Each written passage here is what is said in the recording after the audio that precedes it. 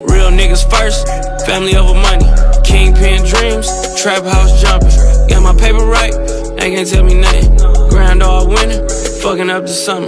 Do it big time, might go get a Hummer. Even though you lying, tell me that you love me. Yeah, so what up, though? Welcome to another episode of Free Game. And today, man, I got a lot of big money dudes here in the house. You feel me? Elijah, what's the deal, Brody? I got my boy Jay Jones in the house. I got Big Money Van, got Big Money Said in the house. Yo, what's good? It's a power convo, man. How y'all doing today? Beautiful. Blessed. Very good. Very good. Man, so shit, we could pick up like right where we was talking about before we even got on here. Well, first thing I'm thinking about is the hedge fund shit that y'all was. Well, am I not supposed to talk about that? Yeah, let's okay. Jump right to it though. I feel it. Hell yeah, because I'm thinking sauce. What y'all want to get into? Man, Dude, maybe we could just also start about this fact that we're all here based off just relationships and what that takes. You know, and it's like me and him. This guy, I feel like I've known him for years, and we just met A couple days ago. And right away. But that's just how it is. That's. Like same thing with us. Like we had just met, and right away it was like boom, the relationship. We already knew like we're gonna do stuff, and it really because it was so genuine off the rip. Like I was trying to do something for him, he was trying to do something for me, and it was just like mesh well. And from there, it's like we're gonna figure out something and get something going. yeah, I think what did I do? Like message you on I messaged you on IG. You know, he pulled up. I had a little podcast idea that I was thinking about. Wasn't super consistent with it, but. It's a funny, video that's out there on YouTube right now. He's dropping tons of value and stuff. I got his name wrong the first time. Bond or something. I kept on saying Bond, RIP King Bond. But, yeah, man, I think the reason why we're even here right now is just because we've all been genuine with each other. 100. From us, going out and, really being able to see what someone's really about. I feel like everybody here is like past that test or that threshold. It's like we've hung around each other to know, if we're, some snakes or whatever the case may be. So, I'm grateful. I'm grateful for this right here. Yeah, bro. I mean, it's powerful to be able to put this type of stuff together. So how'd y'all connect? Oh, we caught a vibe real quick. It was instant. Like It was love at first sight. literally. I saw him in the club and I was like, dang. These guys. Yeah, it was what club was that at? It was up in Fort Lauderdale. That was my first time at the Hard Rock. Actually, it was at the Hard Rock for Jeff Secondger's event. He was just having like a mixer. Like a pre-thing, which is smart to do. The same night that I saw you. Yeah, first time. That was the first? Yeah, it was the first time. Wow. Just like that. And Bro, I thought y'all went way back. Yo, that's crazy to see that firsthand. That's beautiful for real. It is. It was quick. It was really quick. Now from there, just hit it off, and then I was like, "Dang, while you're in town," I was like, "Let me see what I could do for you while you're in town. Like connect you, put you in front of just build that real relationship while you're here, because that's usually how it happens. Like people, that's the beauty of living in Miami. If you have everything together. I've only been here for like a year and a half, but game plan is obviously for us to own property, own the clubs, own the restaurants, all that type of stuff. So when people come in town, we can really take care of people and really, do that David Grumman effect. Because man, I look up to that guy, David Grumman. I watch his movie. I see his relationships, and you don't have that massive of an empire without good relationships and obviously some powerful connections and political connections, stuff like that. So we'll get there. Trust me, like. Man, Van, it'll happen. It'll happen. Down, bro. Hey, for real, like shit. You putting everybody in rooms together, man. Good looking. Yeah, I mean, I love to do that. I was just talking to before I came here. I was meeting with a guy, and he was literally saying that same thing. He was like, "Man, I see all the people that and it's like it's different. It's like you just have a good relationship with them where they're gonna like trust you right away. Yeah. So. Man, you flew into Miami, staying a little bit longer than you anticipated, huh? Yeah, I was supposed to. I should be on a plane right now back home. Yeah, I kind of bugged him. I was like, there's some things going on Friday. Why are you going to Scottsdale back? You already been there. You live there, like right. Yeah, I told my girl she's got to come out too. Yeah, that's beautiful, man. Yeah. That's beautiful. How long y'all been together? 6 years. 6 years. 6 years. Woo! Yeah, long time. That's commitment. That's commitment, and that's real love, bro. That's longer than most marriages last. Yeah, no, for real. It's crazy. No, seriously. Yeah. I think in our that's era, actual fact. That's like you're like married. It's crazy. Yeah, it's loyalty. That's something that we all we can all agree on this most important thing. Yeah, for Yeah. sure, for sure. I mean, shit, your girl helped you like build a lot of shit too. I mean, we were homeless together, so if you can trust each other when you got no money, it's pretty easy to trust each other when you got money. That's so far. Yeah. Can you take us through that a little bit? Like what happened? Yeah, bro? yeah. So, we were going to college together. We both dropped out.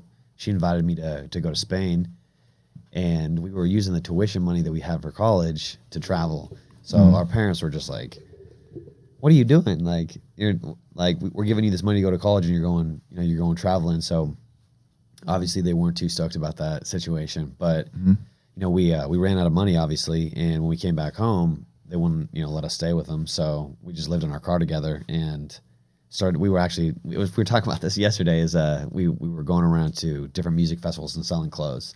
It's a long story, so I don't got to get too far into it. But started from the bottom. Now we're her. There we go. Well, that's a rock crazy. star story, bro. Yeah, right? I just like picture that as like an actual movie. Like that would be something very, very interesting. Maybe you should get into some acting and put that thing together, bro. That would be fire. Like just think about that. Like a tale of two entrepreneurs, a man and a woman. Because a lot of times they make movies just about a man by himself, and he was broke and now he's rich and living a crazy life. Man. Imagine a couple doing that. I've never seen a film like that. I mean, it's powerful. We may have to talk. It's real powerful. Yeah, what they story is definitely some movie type shit, bro. Yeah. They talking about he said he went $1 million in debt, bro, with her and bounced back. Yeah, I'm looking at you like, what do you? All right. Was there like during that time? Because I know like when it comes to relationships, like financial situations cause trauma in a relationship sometimes, and it really tests you and your partner. So like, were you guys going through those type of tests? Oh yeah, Like all the time? Yeah. It's not like it was all rainbows and Lambos and butterflies or anything, right? Like money is like the number one thing that tears people apart at the end of the day. It's very easy to have relationships when there's no money involved. As soon as money gets involved, everything gets way stickier. People get greedy. So, and that's really not the case with me and her, but it was just like the financial stress. You want to point fingers. It's really easy to point fingers when things go wrong, because how could you think, little old me did something wrong? Right. You got to get over that ego. That sometimes you did do something wrong. You got to take responsibility of that. And that I think that's something between me and her. Shout out Q, that we've both done a really good job doing. Is when a situation happens and you lose a lot of money, or you make a really bad decision, or you hire the wrong sales guy and he steals a bunch of money from you, or something like that. Like you don't point fingers and be like, you hired him. It's like hey, like we're in this together. Even if that was the decision that you made, like I trusted you to make that decision. So everything we make is a group decision. Together. Like that's why we're in business together. That's why we do life together, is because every single decision that we do, we trust each other, right? That's where real loyalty comes. And man, that's so important, man. Especially in like our today's world. Like I feel like relationships obviously don't have like that backbone that it needs. It doesn't have there's like obviously people are not loyal. There's not this genuine. There's usually with you for something, right? And it's usually not like the right things. It's for like selfish grabs, right? But just to see that, you guys definitely should show that, because not a lot of people, obviously a lot of people now, and I don't know if it's either the women thinking this, the men thinking this, but also a lot of people are really thinking like unrealistic expectations when it comes to relationships. And honestly, they're just trying to pretty much jump on a winning team already, and then there's like no chemistry that's really built off of that. This is built off of just pure fun, so there's no challenges that ever challenge a relationship to see if it's real or not, Incentive. And People always, there's got to be an incentive involved. It's like I do something, because I want something. How's it going to benefit me? Like I had somebody ask me that yesterday. It's like, when you go into a room with somebody and it's like, you got all these high level people. It's like, how do you benefit off them? And I'm like, all right, first off, you need to like change your perspective. When you go into a room with somebody, you don't think like, how am I going to benefit? You think like, what can I do for them? That's the first thing you need to think. There it is. So, there it is, bro. So I mean, like, I think that's kind of the issue in today's society, is that everybody's trying to like figure out how they can get the bag. And it's like, okay, how would you take a step back and it's like figure out how you can add value. Exactly, 100%. Yeah, man. It's a beautiful thing as well. When you guys met and went to college and all that stuff happened, that it doesn't sound like that was even on either of you guys' mind. Because sometimes a guy, we talk about women a lot. Sometimes a guy will get with a bad female, or a female that got their credit together, got a whip, the guys that are out there driving their girls' Nissan Altimas and Jody's. yeah. So that's a beautiful thing that neither of you guys were looking at each other as like a meal ticket. Me myself, I've dealt with that a lot, even before I really had like the bag or the bread for real. And it's always beautiful to hear like stories like that. That makes me really believe that not only love is out there. yeah, you know what I'm saying? I'm a hopeless romantic, Yeah, man. yeah, like it's I'm awesome. a relationship type of guy. Yeah, so bro. like, 'cause as you guys could probably see. So just imagine, you guys see how I am with everyone. So imagine how I am with the. Yeah, I love relationships. So like, for me, it's like I can't even like dibble and dabble if I feel something off and I don't feel it genuine. I'm like, this person's a waste of time. I know right away, because usually girls obviously try to come at us because they think we're gonna buy their life or something for them, right? Or they're just obviously like they know that we have some type of resource which I understand. That's like kind of part of like the human nature, but obviously like you seeing stuff like that just gives you hope. Like, all right, people actually could do this thing, because right now it ain't looking that good. For what we're seeing, we're seeing, like just social media alone, like you'll just be like, damn, like is this what people are really celebrating? Like, I see some stuff and I'm just like, it's like really toxic stuff towards a relationship, or it's something toxic towards men. I'm just like, why think that? Like, what do you think that's gonna do? Like, this is gonna spread the wrong type of mindset.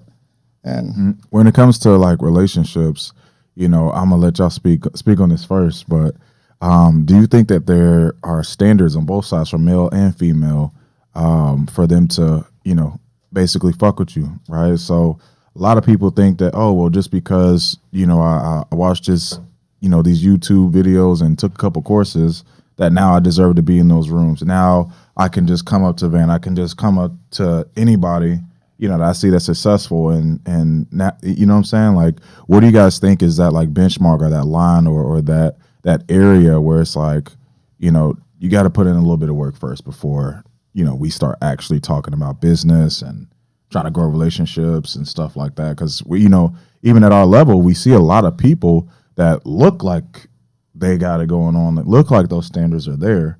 So what do you guys do like to kind of gauge that? I think you were talking about like you just feel out the vibe. Like, what are like some more specific things that you guys like you felt the vibe, like even if because we're talking about just relationships in general right now, like boyfriend, girlfriend, right? in general. Like, I mean, and I won't speak on like names and stuff, but even like when we were in we all had a meeting yesterday, and we go off the vibes, like the energy. You could tell that there was an energy there that someone wasn't really trying to make a relationship.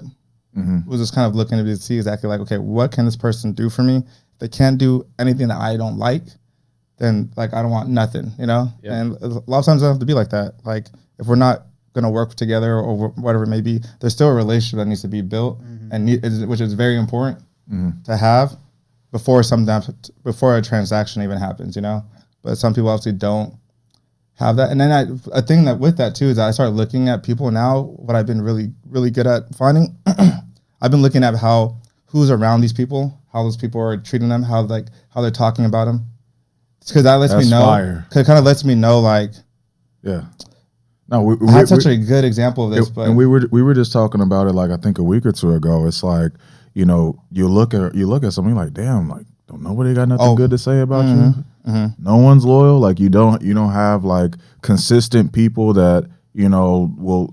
It's not like being famous or anything, but if we go to the same bar, the same restaurants every now and then, it's like you're gonna run into somebody that especially if we've been living down here for X amount of time. The entrepreneurial space and community, the guys that are really doing it, is super small. Yeah. So with that being said, like, damn, bro, don't nobody show you love ever, but you look like, you know what I'm saying? So I like that.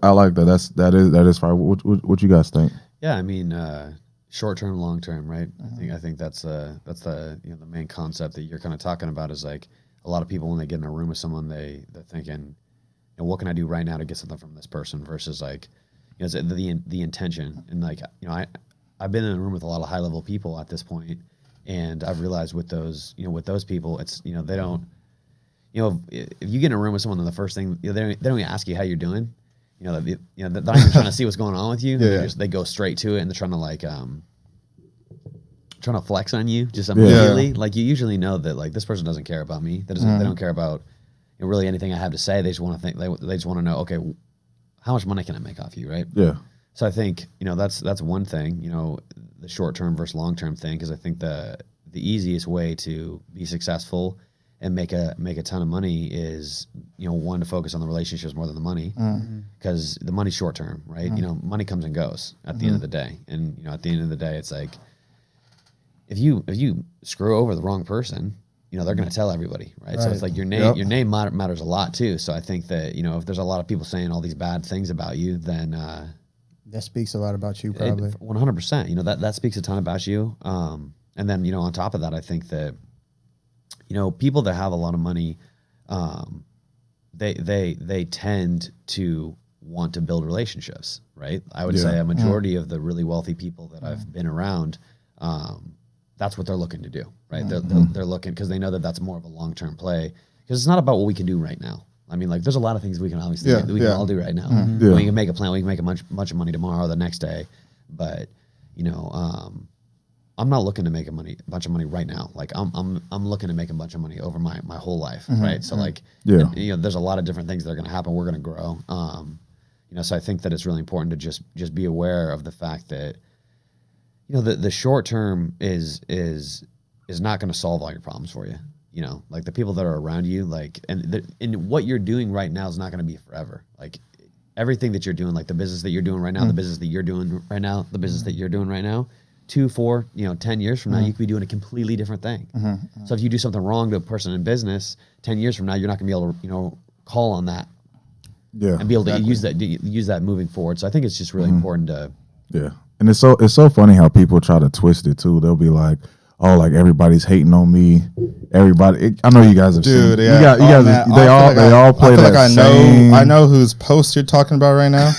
Because they always do this shit. And they be making me feel like sometimes I'm thinking like, you know what, maybe, motherfucker do. I'm thinking that too, but it's not even like that. Yeah. But that's the crazy part, because they do be posting that type of shit all the time. Yeah, and I've been in network marketing. I just exited after 5 years, and it was a lot of that, bro. It was a lot of people that stepped on individuals to get to the top of the company and stuff, and they'd be like, "Oh, everybody was just hating on me on my way up." It's like, no, bro. Like you're a fucking horrible person to 1,000 people, to get to where you were, and it's just like, that's why I left that industry, man. Like it's and I'm not saying like everybody is like that or anything, but it's just as bad as like the music industry. Like everybody's trying to set you up. Everybody is trying to figure out like, oh, how can I tear this organization down or this company down or say this and steal this from this person's team and all this. I mean, it's definitely a place where you almost get that, like, I don't even know what to call it. Like you get the hard knocks, or the fucking, I don't even know, like the street version of learning how to truly master your emotions, master relationships, and and all that kind of shit, through MLM, especially when you're speaking. Like I used to speak, all over the country, teaching people how to trade Forex and stuff like that. So was you at I Am Academy? Yeah. I Am Academy. So it was it's a bunch of people that will come up to you. Oh, I want information. So you got to, figure out of this pool of 200 people who's real. And ain't none of those people here right now. Yeah. After 5 years of running around, jumping around saying different things and Forex, ain't none of those people besides one person. None of those people are around. That goes to say a lot. But if you just look at it, if you look at it like from like a outside perspective, the entrepreneur, it's its own niche now. It's its own industry. We're another category, right? Like you have athletes, you have artists, and then you have entrepreneurs. And it's like a sexy thing now, right? Because obviously there's been entrepreneurs always. Like this whole country was built off of this, but now it's like a sexy new type of thing. You can add in their influencers as well, right? They kind of mash them in, and you're starting to see like there is like certain skill sets that people are going to have in this new industry, this new thing that takes a lot of stuff more than just even running the business. Now there's a whole part of you have to know social, you have to know how to, skill sets to talking with people and like controlling rooms and all this other stuff that you have to like really go through. And like for me, my skill set that happened was just being able to like work with people and like build and manage people was something I got really good at, just being on winning teams, so like always being like a team player and having like everyone on my team is like the top notch stud, and knowing how to put this person in position to make sure that they're in the front and move this person over here when they need to, and recycle and move people around, but make sure everyone's winning at the same time. That's something that I'm starting to realize that I'm like really good at. And I'm He's like, a beast. This is like, fuck that. He's a beast. It's something that I'm like, it is crazy. And I'm still like, I'm trying to take this to like, to a crazy level, like I want it when someone even comes to Miami, I'm the person that they call, and it's like a phone call to everything. We got hotels and everything. Like it's what like, you need. You know what I'm saying? Like be really be the plug, but like on a legit status, you know what I'm saying? Yeah. But with like a respect behind it, but also have that charisma and that kindness where people understand like, oh, this guy is like, this guy helped me out. He gave me the opportunity. He did this, like that's what makes me feel good, That's all love. Yeah, I think to backpack off of that, and kind of segue back into what you're saying too, is that I think that most people don't, when they come into a situation or a circle, they're always trying to like see what they what they can get for themselves. I think that's a really easy way. It's a really easy way to be successful if you kind of just flip that, right? When you get into a situation with people, like that's what I always do. I feel like I've amassed quite a network at this point of different people that have a lot of money, have a lot of skills. Yeah, you have a great network as well. Really cool people, and I think the reason for that, not just based off what you've been saying, I'm just kind of reflecting is I think when I get into a situation, even last night when we were at dinner, it's like I always try to find a point of leverage when I talk to anybody. What I mean by that is like how I just kind of start throwing things at the wall until they stick. It's like when I get in the room with someone, it's like, all right, what can I do for you? What can I do for you? What can I do for you? I'm trying to find some point of leverage where it's like, how can I do something to provide? Because that's what's going to create the relationship. Yeah. Is that obviously we all have our selfish needs, and not to say that that's good or bad or whatever it may be. Everybody wants something, and that's fine. It's okay to want things, right? Of course, yeah. If you don't have that desire, you're not going to be successful. So it's not that it's bad to want things. It's just how you go about it. It's the positioning of how you go about your desires. Are you doing it selfishly, or are you doing it out of fear? Are you doing it abundantly? Like, what's the way that you're doing it? I think that the reason why I've been able to to connect with people like you guys is. When I come in a room with you, it's that I definitely want to give you whatever I got. I'm willing to just like, open up the entire Rolodex, and if there's something that it's like one of those guys that has a bunch of watches in my. Open up, it's like, which one do you want? Hustle, man. Yeah, you know what I'm saying? Like it's like funny. I got a ton to give. It's just like obviously I don't know what to subscribe to you, so it's like. I think that if more people acted like that, it'd be a lot easier to do what they to get what they want. Because when you go into a situation and people immediately know that you want something from them, they're gonna retract. They're gonna be like what are you doing? Like it feels almost it's abrasive. It feels like you're trying to steal something from them instead of trying to share. It's like when you're trying to get in their pockets versus you're opening up all your pockets, right? So I think that that's a better way to think about it. Is like when you want something from someone, instead of going for their pockets, why don't you open up yours? Sheesh, that was a bar. Yeah, I think a lot of times we experience this as well. I think we experience a lot of this as well on Instagram. I experience at least a couple times a week where somebody's like, "Yo, bro, hook me up. I want the free game. Give me all the sauce." I'm like, you want my entire business and I even clarify sometimes. I'm like, you're messaging me right now. I'm a super cool guy, but so you're wanting the system that I worked 9 years to get to perfect the skill sets that I have for free, and there's no exchange. And they want it via DM too. Yeah, they want it via DM, and they want it right now. There's no way they know better. Though, they think that you can give them all the game in like a message too. So. Yeah. And I could just see him like on the other side of the phone, like, all right, bet, like he's I got him. Like it's like I don't know who's teaching that on YouTube, but that is not it. No, you know what's funny? I actually saw a YouTube video where a guy was teaching people how to go out and market and network with people. And that's actually what a lot of MLMs teach. They teach to reach out to somebody that's that has more than you or whatever, and just try to hook them and sell them and sign them up.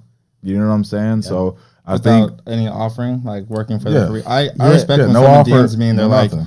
I want to work for you for free. Like, can I go to your office in Cali? I respect that. I respect that all the time, and I always try to like put them somewhere in place. You know, Yeah. You know, some things are easier than others to place people like sales or stuff. But I respect that all day. But obviously, like we get the DMs and people are like, that's some crazy shit. They want me to like teach them Google Ads or something like right then and there, and like I'm like, I'm not gonna go through your ads account and audit it for you. Right what do you now. guys What do you guys think is is like the top 3 things that hold people back from being successful?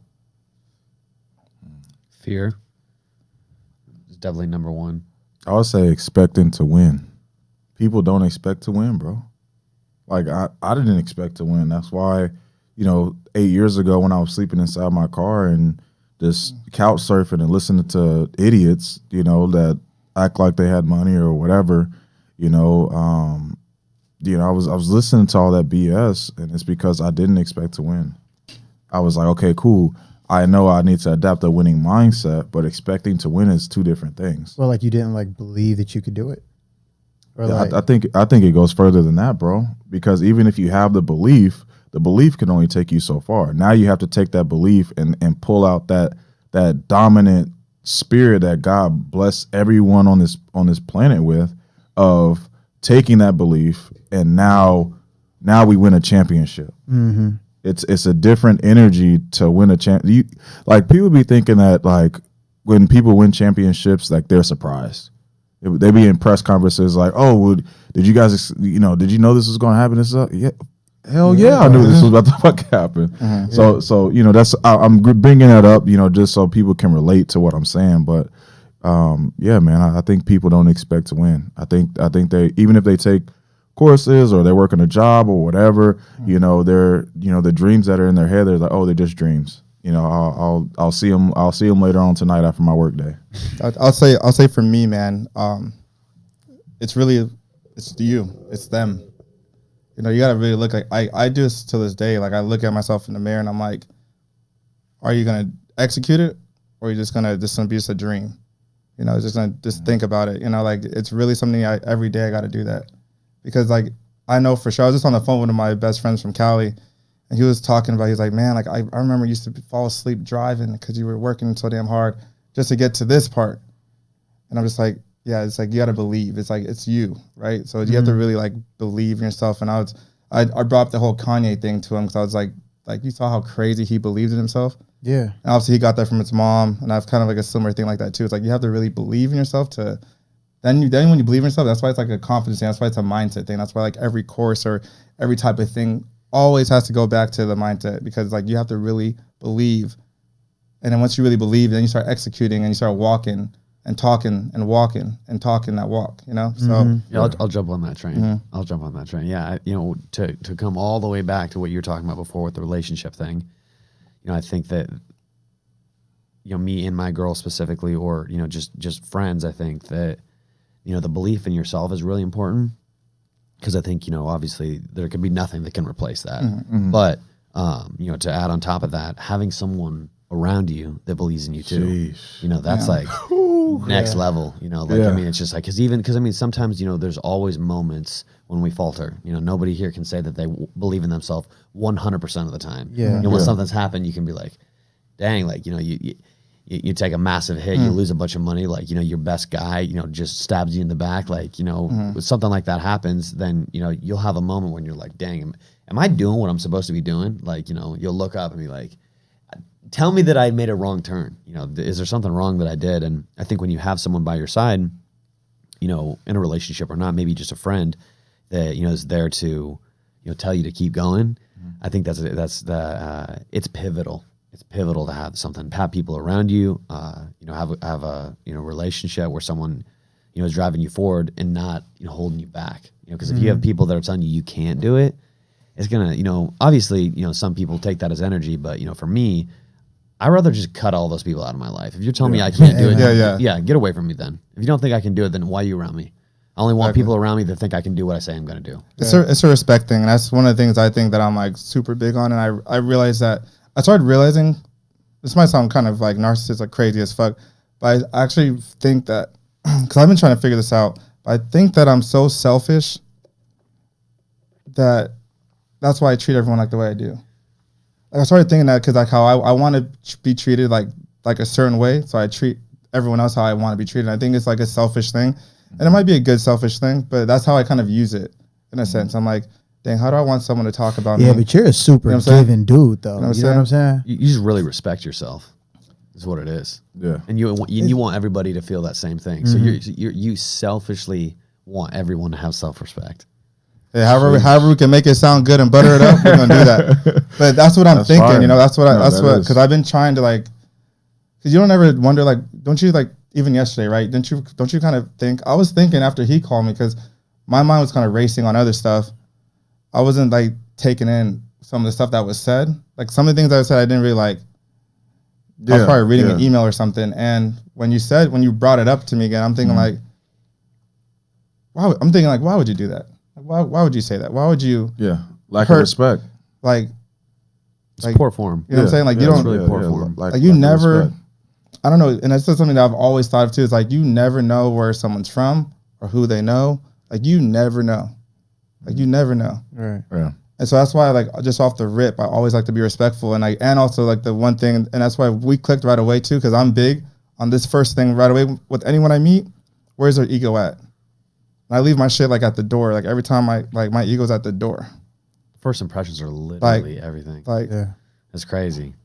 It is. I mean, it is. Mm-hmm. Like it's just like when you show up too. You know, when you're trying to, when you show up to anything that you care about you better bring everything you got. Mm-hmm. You know, it's like, why would you go into a situation and try to like flex on people? Like, what if the person you're flexing on is like a billionaire? Right. What's that gonna do for you? Apparently he was. Yeah, like I've seen it happen just like that many times where I'm just like, you just lost out on the biggest deal of your life. Yeah, man. Most people aren't humble enough to get the shit that they want out of life.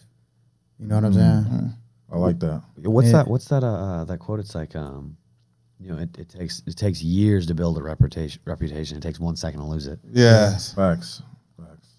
I mean, and I've been there where I built up a crazy reputation, a phenomenal reputation, decided to have one dumbass business partner.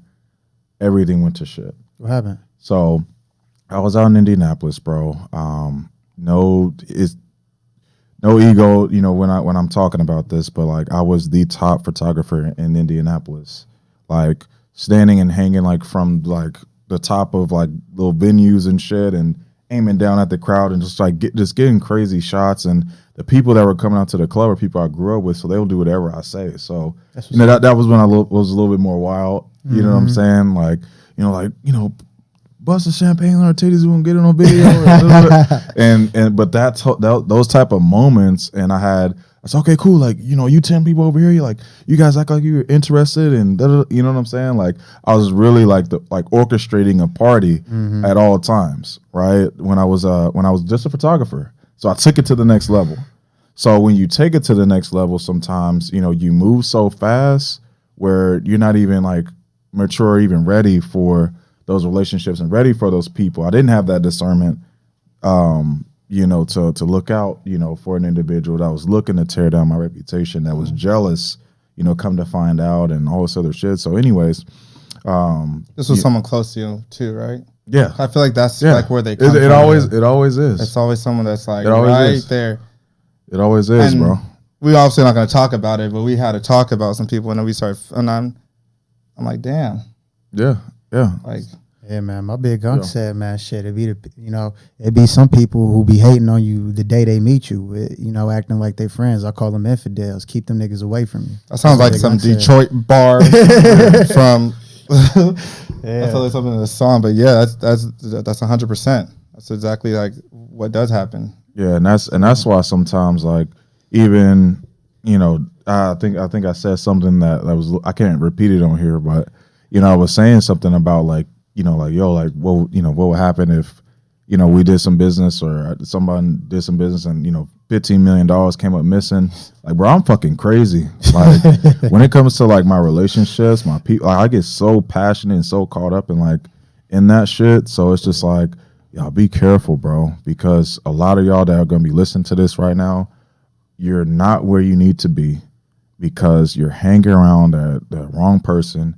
You're having sex with the wrong person. You're listening to the wrong person. You're feeding your spirit the wrong energy from the wrong person. Like, bro, like you just got to make sure that those relationships, those relationships are there, bro. Because at the end of the day, man, I always refer back to God and stuff. It's like, he's the one that you really need to have a relationship with. I know we're talking about people and stuff like that, but God really got your back, bro. Like when I didn't have like anybody, like I had my relationships with, my friends, my family, my mom, my dad, my brothers and sisters. Nobody was there when I was out on Lafayette Road. It was blistering fucking cold. I was sleeping inside the back of my Chevy Equinox, crying my eyes out as a grown man. And the only person that came through at that particular time, like, was my relationship with God. Otherwise, I wouldn't be here today. So I think also as well, going back to your question of why do people lose and, what holds people back, they don't have a relationship with God, man. Yeah. I'm not saying that science, I think this is what it was. It was some God, it was some science, it was a little bit of everything, shook it up in a bottle, boom, here we are. Mm-hmm. Right? So with that being said, a lot of times people will try to, just say like, oh, well, I'm so smart. I'm so, back to the ego thing, right? And one thing that you'll learn is when you surrender yourself to God and surrender yourself to that relationship with Him, that discernment will come. And also as well, he'll even put a barrier around you to when someone is trying to say something in your ear. Like, I guarantee you, we haven't noticed, but I guarantee you we've been out maybe at the FX Summit or at another event or whatever, and you're having a conversation with your boys and someone comes up and it doesn't register because that person, their energy God doesn't even allow that energy to even touch you.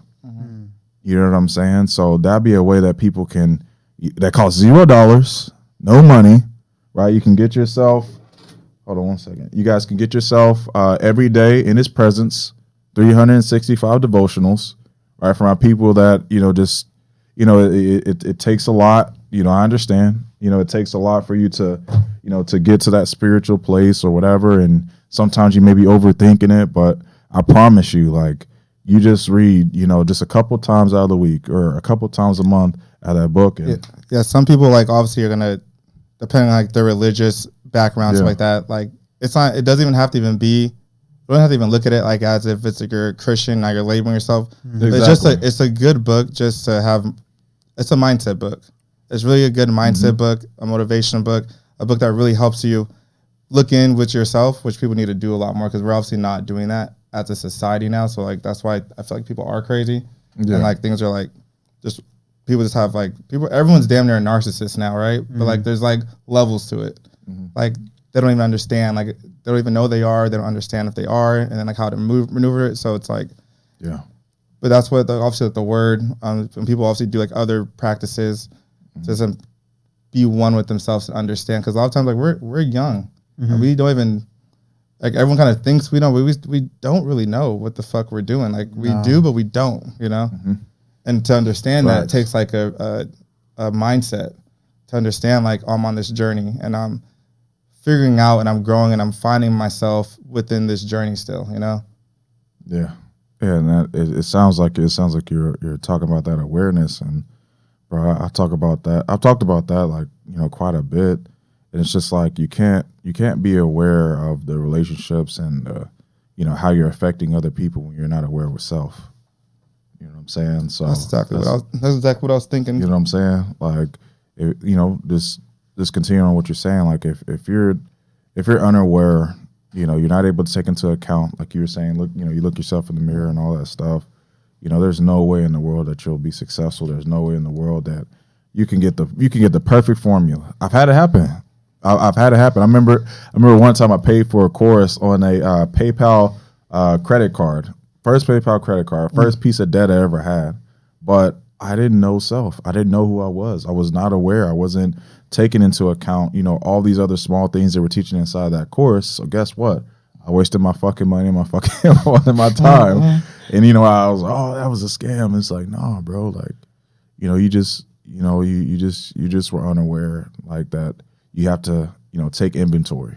You know what I'm saying? So, the more inventory that you keep, that's quality, right? It may not be, the freshest thing on the planet, inside you when you first start, but then those balled up, Jordans or whatever it is, I don't know. I'm just using this for figurative speech, but those balled up Jordans that were in your inventory when you first started, you polished them, you kept them nice, and sooner or later you restored them. I know you guys have seen the restored, Jordans and stuff on TikToks and stuff. Like that's how you have to be with yourself. There's a really, really good quote. It's to know thyself is to forget thyself. Yeah. And also going back to the little situation that I was talking about, bro. I really had to forgive myself for because okay, so this is what happened. Like to be like in more detail, right? I used to be like so ashamed of this, but I'm just like, why? Like it wasn't your like if you thought everything through and knew that this was going to happen, you wouldn't have made that decision, right? So, anyways, after growing, I think I had like 30,000 like real quality followers. Like if I post that I'm going somewhere or whatever, there's hundreds of people pulling up in Indianapolis. Okay. Right? Like as a photographer. As a photographer. And the different clubs, they started booking me, right? Because of that. Oh, you was that nigga. So I'm working with all the different clubs. You know what I'm saying? But I'm thinking everybody's my friend. I'm thinking everybody's cool. So it was somebody, I'm not gonna name drop, but it was somebody that was hanging around quite a bit, always showing love, always giving me shots, giving me work and stuff like that. Sometimes people will even put money in your pocket, and the whole time their plan is to sabotage your success later on, right? So crazy, right? It doesn't make any sense. So anyways, we started doing similar to the Marriott thing, the secret sauce with the Marriotts, discounted flights though. So we started doing discount flights. Everything is going smooth. But mind you this, I have no idea how much that I didn't ask the right questions. I didn't ask how many people they can take in, how the system really works. All I know is I've used the system before. So anyways, we had at least 200 to 300 people buying tickets, paying us all this money, doing all this stuff. And while I'm out shooting, the shit's hitting the fan on the back end. So now it literally got to the point where I couldn't even go to the club anymore. Oh yeah. Because it's a random person who I don't know, never met before or anything. Now they're like, yo, like, what happened? I'm like, I don't fucking know. I don't work at the airport. I don't know. Like, I plugged you in with this guy. You guys did what y'all did. That ain't got nothing to do with me. But I didn't know how to handle that at first. At first I was, like I said, I was just ashamed. I was like, damn, like, bro, you're smarter than this. You're smarter than, to let somebody bamboozle you and finesse you like that. Well, I guess forgive me, y'all. No, where did you get finessed? My reputation went to shit because they came into my life, leveraged my network, made all this money, disappeared, by the way. Quit his job, disappeared. They made money off of everybody and just got the fuck on. Yeah, and got the fuck on. So now I have, tens and thousands of dollars. I was a photographer. I didn't have tens of thousands of dollars to give people. Right. Shit. Yeah. I'm the face. Yeah. They're the back end. And whole time he knew what he was gonna do. Right. He knew he was about to snap. Yeah, he knew. He knew the whole time. He was like, oh, fuck it. I mean, he'll build his shit back up. And that shit sucks. Like, seeing my friend Josh go through that. Bro, I was depressed for like 3 years. Yeah. 3 or 4 years, I was depressed. Like I was depressed. I was ashamed. I was like, Yeah, but that's it took me but through I a mean, but lot. that's not even something you should be ashamed about because I mean, bro, like here you are trying to put somebody on and he just turned out to be a fuck boy. I mean, like, yeah, you got to eat it because you put him on, but I mean, you know, like that's nothing to be ashamed of, bro. I mean, we all get bumped. You know what I'm saying? Well, yeah, and I think Yeah. that when things like that happen too, like you wouldn't be here Right. doing what you're doing Oh, right now hell if that no. wouldn't Yeah. happen. So it's like And- it's so Yeah. crazy because it's like Yeah. there's a lot of fucked up shit that happens. Yeah, and something like that in your happened to me journey. as well. Yeah. It happened to me personally, and also I've seen it happen to someone else. While I'm also like, oh yeah, that's never gonna happen. But like I think ever. it's a good thing. It's so crazy. When you look Oh, back yeah. at all the things that happened to you, it's like you're like, God, why it have to be me? Like, why me? Why me? Like, why's this guy got to do this? What why the deal got to go bad? Why why am I not on like I think I should be on? Right. But it's like the reality of it is like, the things that happen like that is what's gonna put you on. Like the more fucked up shit that you go through, like the more refined you get, which is just so weird. It's like, and, I mean, obviously you got to have that mental fortitude, to move on from it. You got to use it. It's kind of like you're just sharpening the knife every single time. And for me at least, what I've learned is like when things like that happen, when unfortunate events happen, my skill set, my abilities, my network grows more than like when good things happen. So damn true. Which is crazy. Because So damn true. that is what happened. Well, That's exactly what happened. Causes you to be a little bit more witty, a little bit more Yeah. savage. You have a little bit more grit. Yeah, bro, you just took how'd it you- out. I was about to say. I Yeah. was So about to say grit. how'd you move forward from that? Man, bro, I just started doing the right thing. I started giving people their fucking money. Like I just started paying people back.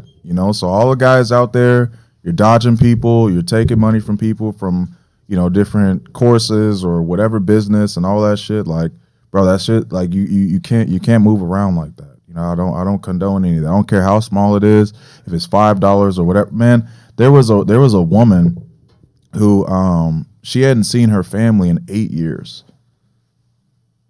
8 years she had not seen her family. She got this ticket or whatever. So she was like, finally I get to go home and see my family and it's affordable. Otherwise I have to wait another 2 years because just her job just sucked. I had no idea who she was. No idea who she was at all. And I'm saying that Oh, and because she was trying to, and then she was one of the ones that tried to get like the ticket pass type thing. Yeah. And, oh, okay. yeah, I ended up meeting her. I paid her back her money and some extra. That's what's up. You know what I'm saying? So that's how I overcame it. I looked myself in the mirror. I got my ass up and said, "Look, bro, like this doesn't have to be then." I heard Les Brown say, he said, "If you wouldn't do it again, you're convicting an innocent person." That just shook my spirit, bro. Shook my spirit. He said, if you wouldn't do it again, if you made a mistake or something has happened, and you consciously wouldn't make that decision, and that's not the life that you're living right now, then you're literally holding like an innocent person behind bars within your mind or within yourself. So I used the combination of the physical, which was manning up, paying those people back when people hit me up or whatever. Okay, cool, yeah, I'll meet you over here at this gas station, or I'll meet you. It was wild. I had to do it. That's real boss shit though. Yeah. Yeah, it feels good to pay people Yeah. back too. Yeah, and they because the thing is, and that, damn, you're right, bro. That built it tripled my reputation because usually you know what guys do, and people know that as well. Like so many people are like, bro, like, are you serious? Well, I mean, who you know? are is not when everything's going good. That's not who you are. Exactly. Everybody can be on with you and be there for you when everything's going right. Everybody's trying to join the party. Everybody's trying to go to the party. Yeah. But as soon as things get rough and you're It's dark and lonely Yeah. when it's like and nobody wants to go to jail Yeah. with you though. No one wants to go to jail. No one wants to get that they're only there for the party, right? But it's like that's what defines you. I think that's what almost like that lets your like inner spirit out is when you go through like turmoil and hardship and like fucked up things. Yeah. Like, that lets out the person that you truly are. Because like it defines you, because it's like it's so easy to be like the coolest guy in the room when it's like a party and everything's dope and you're making money, everything's abundant, like, you know, everyone around you is really great, but it's like, what about when that's not the case? Then what? Then who you gonna be? Who you gonna be to me when everything, you know, we got nothing? It's also very important to see who those people are around you when you're going through something as well. Hell yeah, that You know? exposes everything. It really does expose like Reveals. it reveals everything. Yeah, My buddy that's Melvin better. always says that. He said, just watch. You know, you just sit back and people will always reveal themselves.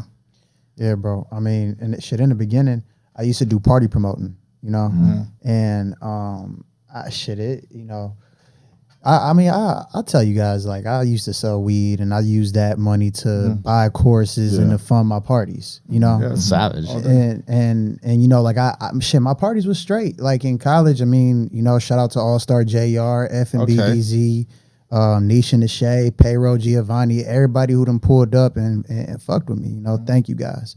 I was using money to front those parties, and so shit, like my last two, I had Payroll, and Payroll was the biggest artist that I had at that time, that I had ever worked with at that time. Yeah. I mean, he's like a Detroit superstar. You know what I'm saying? And so, shit. I mean, bro, like I put all the money up for the security, for the venues, for the DJs, for the equipment, for tickets, for you know, posters, for ads, for everything. You know what I'm saying? And shit. Like I didn't even save enough money to re-up. I put all my money into it as my way of like going all in, like fuck it. Cause like I did the numbers. I'm like, damn, bro, like this like my first kind of in-state tour, if you will. You know? The guy who taught me how to do this shit used to manage Eminem and D12 back in the day. At the time, he was one of Niche and the Shay's managers. His name is Rico, right? Because he said that there was no, like when big artists come to Michigan, there isn't a state run that they can go to. You know what I'm saying? Like when you come to Florida, artists might have a big show here in Miami, but they can stop through Fort Lauderdale, they can stop through Orlando and Tampa. You know what I'm saying? Like like Detroit and on. So at any rate, put Port Huron on the floor, put Adrian on the floor. Make a long story short, the club owner was a fuck boy. You know, he tried to, we had a door deal worked out. He called himself trying to bully the money. And we was really at a point where it was like, we got two options here, you know, because it's at the end of the night.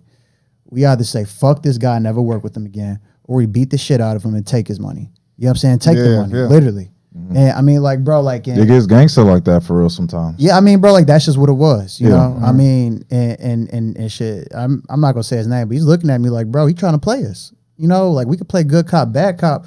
When I saw Big Bro walk out and he ain't do nothing, I left that shit alone. And I'm, like at that moment, I'm thinking, the way you make your money influences your spirit. Facts. That's when it hit me. The way you make your money influences your spirit. Like, I mean, now I collected the money from guys I had selling tickets. They was trying to be on some funny shit too. But I'm like, bro, I need all of this money because these niggas got to get paid. And I'm not about to let these niggas walk out of here without getting paid. My rep is on the line, period. You feel me? Y'all got me fucked up. You know what I'm saying? And so, shit, the next day, that was the Adrian. That shit went to shit. The next day, we go down to Port Huron. And, dog, like, that shit, the venue was fire. It was the talk of the town. Port Huron was like a small city in Michigan, but it got like a real gutter vibe to it, though. So, like, the Detroit sound is, like, so at the spot I was going to have it at, I knew it was going to be turned the fuck up. I knew it was. Man, the police... Man, the police chief of that town, man, ended up calling the fucking restaurant and scared them out of having the event there because they saw the music videos and they like, oh my God, we don't want, they think this is about too real. Yeah, I mean, but it's not even like that. I mean, like, fuck Port Huron's chief, bro. Like, I'm not even trying to be on that, but it was some bullshit, period. And so we end up switching the venues. That fucked a lot of money up. And then by the time we got there,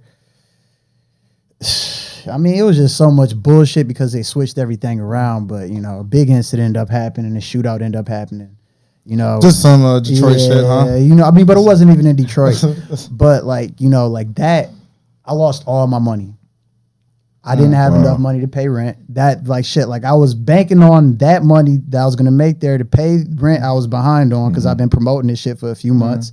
You feel me? I put up my car. I put up my re-up. You know what I'm saying? You went all in. I had because like I wanted to Spag. stop. I wanted to stop hustling. I wanted. I knew I could make. I see y'all. Me, look at y'all.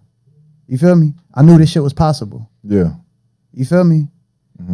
I mean, so I ain't, and I got a lot of like I done talk to y'all off camera. I got a lot of sure. family doing time. Yeah. Yeah. So- yeah. I knew it was better. So I mean, shit. From there, man. I used to be ashamed of that shit because from there, bro, I went back to the hood, went back to my grandma's house. Yeah. Shit I had to shit do a whole wasn't on reset. yeah, a complete Whole reset, reset, bro. Man, shit, cousins pull it up on me, giving me 20 just to eat. Like, cuz, what the fuck happened to you, nigga? Like, you. Yeah, it's crazy.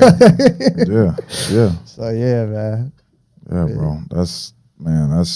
I think it's necessary though that, and every entrepreneur that you'll hear, that I look up to, and I'm pretty sure you guys look up to, and the listeners as well, has a backstory or you got to go through something that's almost like, the only word I can use is like traumatizing in a sense, because you're just like fuck it, just wakes you the fuck up. Like It's like a rite of passage. Yeah, yeah. And if you don't go through this, like it sounds crazy, but it's like if you don't go through something crazy, like I don't know how you're gonna be successful unless you really just are born into it or something like that. Like you have to go through something to where, like, I was just reading the scripture where God will actually break you down to your lowest, the lowest of low. Like he'll break. If you think that you're just gonna fly forever, leave quality relationships and living right out of the picture, I guarantee you it's coming. It's coming where you get completely broken down to where it'll just be you and him. And that was essentially what happened. God humbled the fuck out of me, bro. Yeah. Like I thought I was the shit because I was a really good basketball player. I thought I was better than everybody else because I was a good basketball player. If you wasn't a college athlete, I was better. Like it's crazy that we had that mindset. You know what I'm saying? Like in school, like you really thought like you're broke, bro. Yeah. And I know you have some insight on that sports side. I actually want to talk about that a little bit. Like, do you think that the individuals that are, of sports background, playing football, no strong safety? I can't remember all your positions. I played safety, running back, slot. Yeah. Do we have an advantage, or what do you think? The one thing I feel like it depends on the type of athlete you are, but and also the type of school you go to, and like how your coaches and like strength coach, like how disciplined and militant. I definitely come from a very like militant high school, like the number one school in California. It's Corona Centennial. Shout out to my Huskies out there because they will see this. We have a whole system. So like you couldn't, no matter how good of a player you were, you had to follow our system. You had to be on time. You had to do every rep and do an extra rep, and like you had to be, if you're gonna be in this zone, you have to be in that zone. Like it was so strict and it was really militant. Where like I didn't drink. I always tell people all the time, like I didn't drink, smoke, or nothing until I was like 21, and that's when I stopped playing football. Like when I got injured and I was like done, like because I was so like set on being disciplined, and it really does help because that's kind of how I'm able to still like operate till this day. Because I was like I've been doing this since I was like 14 years old, like really disciplined. What people are trying to do now, the 75 hard, I was already doing this like already, just normal, So. Get you focused. Yeah, so it definitely gives you an advantage, like off the rip. Like being disciplined is so important because it carries on to so many different things in life. Because obviously we could be wild. Obviously living here in Miami could be like there's so much always. And so the thing is too, like also is being here, you have to build those relationships. You have to do some of those wild things. Because to me sometimes that relationship is worth it.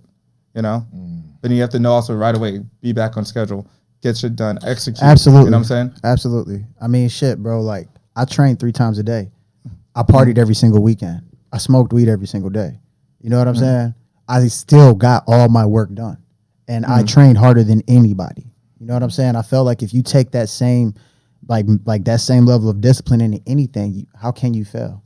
Because you're consistently grinding at it. You know what I'm saying? And you never really lose it. Like some people, it's so funny. Like sometimes we'll think as, you know, we may not have made it to the league and all that stuff. So, you know, I lost it. But no, you actually are still grinding. You're still a dog. You still got that same hustle, that same, you know, that same grit about yourself. Like, you know, it's just in a different form, bro. You know, like my grit came out on the field and, you know, in practice and watching film and knocking niggas' helmets off and stuff like that. Like, you know what I'm saying? It was definitely amazing. A lot of fun. You know, you get concussed a lot, but yeah, you know, a lot of broken fingers. I got a couple torn tendons in my hands and fucked up knees and shit. But you know, you still have that in you. You know. Man, on a different note, all y'all got the ability to help a lot of people at a really high level. You know what I'm saying? I mean, you know, we've been talking about like a lot of personal shit, you know, and that's dope because I mean, like people need to know, like, I feel like, you know, we real. Yeah. We all go through our shit, you know, we normal people, but like, you know, I mean, shit across the board, you helping people with the credit and then, you know, helping them get funding for them to, you know, launch other businesses, you know, automated. You helping people with automated businesses that's going to pump them money. You know, you helping people scale people's businesses to 7 fucking figures. I mean, shit. Y'all dudes is amazing, man. Appreciate that. You know, bro. just all Appreciate love. You that. got to give guys that. their flowers while they here, man. Real Appreciate shit, that, bro. And you too, man. I always think about it's like it's crazy because I sometimes don't want to say too much because I'm just like watching you. I'm like watching the success. I'm watching what's about to happen too because I know what's about to happen. And I don't think you even know it sometimes. So it's like I'm just like watching like he doesn't know like this is about to he's about to do this. He's about to be so successful and you're not gonna believe it. You can see greatness. You know? Man, You listen, look at bro. somebody, you can see it. Like it's owed to you. I'm humbly trying to get like y'all niggas, man. You feel me? We're humbly trying to You're get not to trying. another level. You know what are. I'm saying? You are doing it. Like It's happening right now. Right now. You're not trying to do it. It's already happening. It's in the process of happening right now. Well, shit, I need time to catch up for it to actually be here. You Yeah, man. and really like what's gonna happen, you're gonna see it, dude. It's to be one relationship. It's just gonna You're one relationship away. yeah, you really are. I mean, like Alex Ramosi talked about that too. He was like he was more so saying like your best employee, you haven't hired them yet. But also like your business partner, like, you know, sometimes even the person that you love, like you just haven't even met that person yet. You know, because you're still on your journey. Yeah, man, just grinding. I mean, shit, bro. Like I said, bro, that room that I saw y'all speaking in was life changing for me. Cause like here I am, you know, I see a whole bunch of guys that are young that are making a lot of money that don't have degrees that all dropped out, and you feel me? They in the same lane, they doing it better, and this shit just not where I'm from. This shit just not where I'm at. I mean, you feel me? Like if that's what I want to be, I need to be down here. And then shit, I mean, I care a lot about helping the city, you know. I mean, I never stop helping businesses in Detroit. I mean, Of course. you know, I mean, shit, I want to try to figure out a way to bridge the gap with the resources from down here up there because I feel like it's super behind on every fucking thing. Everybody want to be a brick and mortar baller. You know what I'm saying? And I did get the best haircut of my life before Toronto, in Detroit. Did you really? Yeah, I can't remember where it was or what, but I literally in total I paid $140 What? for the haircut. Wait, in Detroit? In the D. All right, y'all ready? Yeah, y'all what ready? barber is this? Y'all ready? I don't know. Y'all ready? Hold on. Not like I'd have paid it to him. Okay. I'm gonna snap that into a reel. But I like the way I worded that. So in the D, Ubers and Lyfts and stuff isn't the same as Miami. It's fucking retarded. Yeah, like you'll get an Uber, bro. You're waiting 45 minutes, Right. and they'll cancel after you've been waiting They're like, 30. fuck that. Yeah. I don't like that guy. He's got weird vibes. great reviews, weird vibes. I can already Cedric, I tell. don't like that name. How do you spell it? You know what I'm It's like, they're saying? like, that's my ex name. I'm taking him out. So yeah, that's what happens in Detroit, bro. Like, so I had to take a taxi. Oh shit. Yeah, I had to take a taxi, bro. And the guy just, I mean, he It was a fair charge. It was like $60 there, $60 back, plus the haircut was 30. Damn, how far are you going for $60? Bro, I was going like, I'll say about 18 minutes, 18, 20 minutes. Oh, he played you, Because we were going through the city or some other shit. I don't know. Taking a joyride. Yeah, He you know, let you drive too. the scenic route. What was you doing in Detroit, if you don't mind me asking? Going over to Toronto. So me and an old friend of mine, his parents own like this big ass estate on, is that Lake Erie or I don't know what lake it is, but The lake in Detroit? no, in Toronto. Oh, okay. I can't remember what it was in Yeah. Canada. But anyways, we were going to Toronto. Yeah. Got high as fuck while we were there off edibles. By the way. That's a completely different story. I was tripping. Like it was amazing. So yeah, but we went there, you know, shit. I mean, jacuzzi, jet skis, kayak, all that stuff. So, you know, it was Sounds like a super vibe. peaceful. Yeah, super peaceful. And that's the kind of stuff. I think I was talking to You said something yesterday about it. Yeah. I was Like, saying, yo, like, Oh no, we need to go on trips. we will. bro. We will. Like You know what I'm saying? Say less. There's so much stuff I'm gonna put together for all of our current friends, our new business partners, our new fans, everyone. I'm gonna put something together that's gonna be fire. Bro, that would go it's gonna be insane as a vlog. Like yo, a $1 billion net worth, or however it is we word it, 100 million, you know, whatever the number is, or however we word it. You know, we all get together and you know we document everything. Bro, that sounds like a film. We get like a mansion and Everything sounds like a film to me. I'm like, do a mansion at a Big Bear, yeah, Aspen, like all the spots. Like just hit all the spots, big ass groups, and it's gonna be. We're gonna do it. That's not even. I'm ready. I'm ready for it. Yeah, imagine where your podcast is gonna be at when that happens. That's gonna be insane. Like we have to shoot like in one of the rooms in the mansion, like in fucking on a mountain with snow around us, or shoot that shit outside with snow behind us. Or on a Yeah, jet. yeah, a Just jet. shoot on the jet. Yeah, you know. Like, That should be lit. has someone done that yet? I don't a know. jet podcast? I feel like That would be so easy. I feel like someone could have easily go already done so it. viral. Yeah. Just like Yeah, depending on like who. I mean, it would go viral, but it would go viral many ways. People can be like hating on it. private jet podcast. Private jet podcast. Someone really could do that. Whoever has access, I feel like PJ Kev could probably do that because he has access to so much jets all the time. And only like an hour shooting it. That'd be sick. Shit, how much it cost to rent the shit for an hour, you think? Probably like it depends, but like 1,500 maybe, like maybe less. I feel like it shouldn't be too much because people go there for photo shoots. Come don't on, they? Bro, I am honestly. manifesting. Vibe. I'm manifesting the shit out of a private jet plug. I want to make it normal that I'm on a private jet. You gonna make it normal that you're on a private jet? It's going to be You just have normal. to hit up some people. You know what I'm saying? Like so here's, I don't know how long we have, but here's something I truly believe. I'll teach this to people all the time. It's like, yes, it's okay to sit there and kumbaya and all that shit or whatever, and you know, get spiritually there, like we're saying and stuff. But bro, you gotta touch it. Mm-hmm. You know Gotta what I'm saying? execute. You gotta execute, and the most important and the thing. execution sometimes isn't necessarily you completing the entire mission. Maybe you just go, you go to the car lot and actually sit in the car. Oh shit, this is nice. Okay, let me see what kind of buttons this thing has, and then it's like, okay, cool. Well, just in case that they run your credit, because sometimes like for Ferraris and Wraiths and all these other cars that a lot of people like, they need a credit, they need a credit report or whatever. So I go, okay, next time I come here, I'll get my credit ran. I actually go on a test drive. You know what I'm saying? That's the stuff I used to do, bro. I literally used to I used to like rotate car lots back in Indianapolis. I used to rotate like buy here, pay here. So this is something that you can take right now. Go to a buy here, pay here that has really nice cars or really quality cars. My dream car at that time was a Porsche Panamera. This was like 2000. I did this in between 2014 and 17, right? I would test drive all the new Porsches that they would get at that particular buy here, pay here, because it wasn't like an actual Porsche dealership. You can't do that at the Porsche dealership.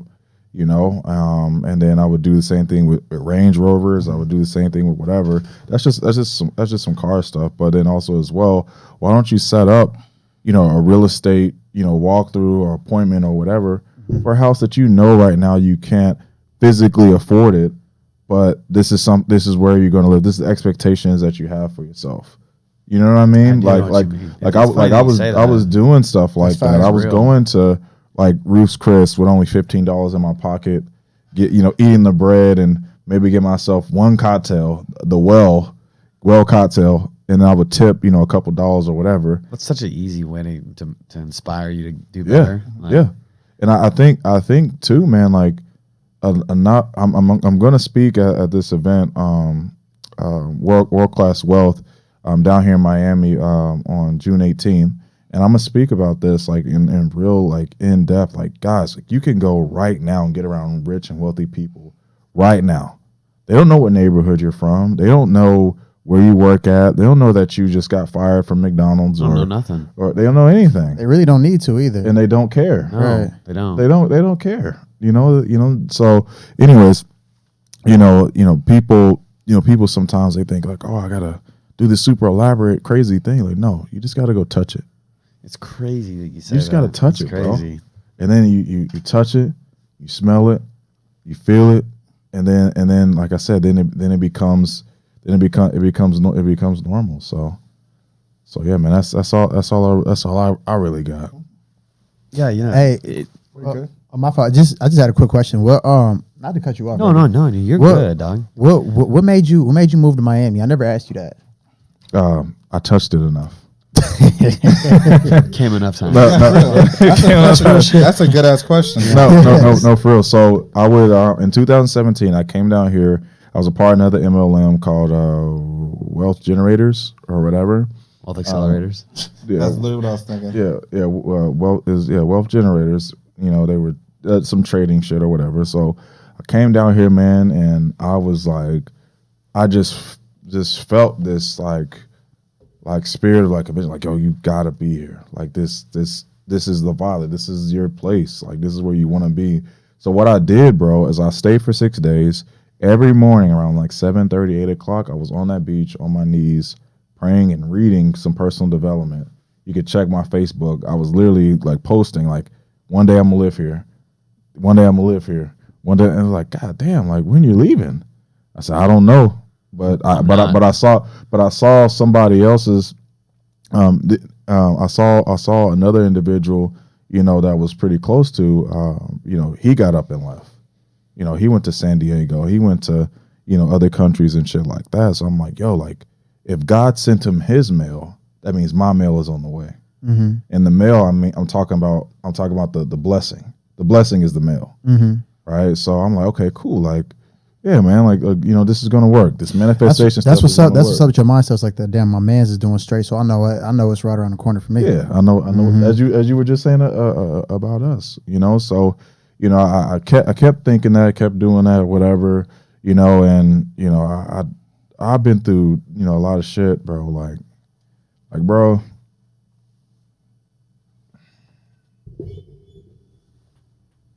I remember times, bro, where I was behind on rent. I was behind on food and money that I owed people, and all kinds of stuff, and borrowing, and I had the vision of being here, bro. And I never gave up. Never. You can ask anybody that was around me. I'm going to Miami. I'm gonna be here. Bro, there was times where people would come over because I was staying. I had a roommate at the time, and people would laugh at me because I couldn't have girls over. I couldn't have girls over in my room because I had no bed. All I had was a little rinky-dink air mattress. That's real shit, bro. and a plug. Savage. And a plug. I feel you, nigga. Been there too. Real shit. Yeah, bro. Everybody else is coming through the crib, bringing girls, smoking weed, whatever. And they like, yo, Seth. And mind you, this is like people think that, I'm, still thought that I was a man for photography and all that shit. So they're like, damn, like, what happened? Like, what's going on? And it's just like, man, like, just moments like that really molded me to who I am and actually got me here. If it wasn't for me sleeping on the floor, I wouldn't be here, bro. You got to think about it too, because there's like a lot of we have a lot of similar stories. So I look at him like a brother, but like it makes you're not gonna win against that guy. there's a different type of fire, hunger in them. You're not gonna win. Yeah. Yeah, that's And we facts. both have that type of drive where it's like been through so much, been homeless. The only only parent gone. So like that's one reason why I tell people too, like why I am the way that I am. It's like you gotta think about it. I got no parents. Like I don't got no older guardian to tell me what to do, this and that. So I could really fuck up. And I mean, thank God I have like brothers like that would obviously I know if I need something they're gonna help me. But For sure.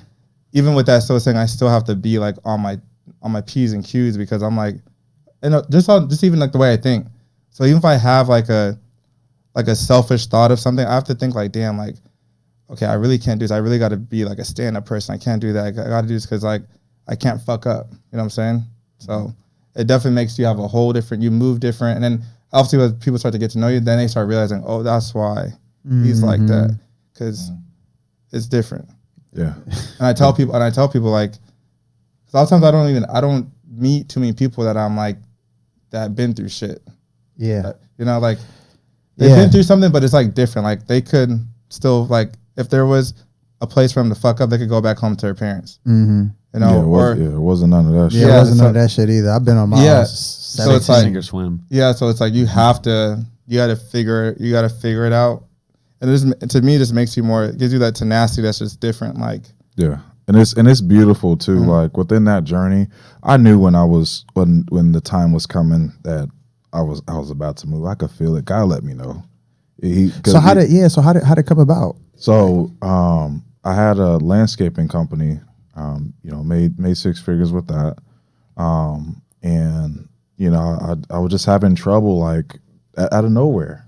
As like right as we got like to the end of me moving, it's like all these things just kept happening, and I'm still in my word, still listening to personal development and stuff like that, and I'm okay, like I'm getting there because if you go through life and things are just going up, you know what I'm saying? You know that there's like that one decision that's about to take you 100 levels up. He's always gonna see how bad you want it. Oh, he thought this was gonna be easy. He's gonna keep testing you. You thought this was going to be just walking apart. So I remember, just to get into specific stories, I remember I was on the last house that I needed, which was the last money I needed to move down to Miami. When I tell you that, bro, that job took 2 weeks over what it was supposed to take, it took 2 weeks over what it was supposed to take, man. I sent, first off, there was a problem collecting the invoice funds. So we can start, acquire materials, stuff like that. So a little hack for people that don't have any money, right? You can actually go on Craigslist, Facebook, whatever, start joining some groups, open up a landscaping company, and what you do is you send an invoice for materials. But in that invoice of materials, you make sure one, you make money, you have enough money to hire people, and you also have enough money for materials. You collecting all the bread up front, huh? No. Actually, this is how I won, right? So let's say the job itself, I quote them for $800, right? I'll send an invoice for $350. So with that being said, my material costs, let's say it was about $80, $110, $120. You gotta be smart with that kind of stuff. So it's like, okay, cool. I got 200 and some change left over. I'll pay somebody, $12 an hour for this 2-hour, 3-hour job. And I've also made money before we even started the job. Took $0, and all I had to do was that I took some photos from Instagram, not from Instagram, from Google. I took some photos from Google. I put it up. I said, hey, if you need some, it wasn't even my work, but it was just like, hey, if you need this grass cut, or you need, I went from grass cutting and transition over to landscaping because there's more money.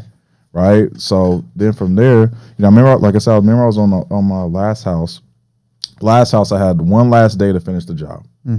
Guess what God did? He brought in the craziest rain I've ever worked in my entire life. So I'm working in crazy rain.